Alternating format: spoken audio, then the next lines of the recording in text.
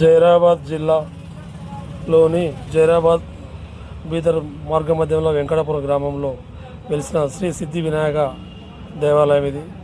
ఇక్కడ ప్రత్యేకత ఏంటంటే ప్రతి సంవత్సరం కొంచెం పెరుగుతుంటుంది. ఇక్కడ హనుమాన్ లాగా దక్షిణ వైపు ఉంటుంది.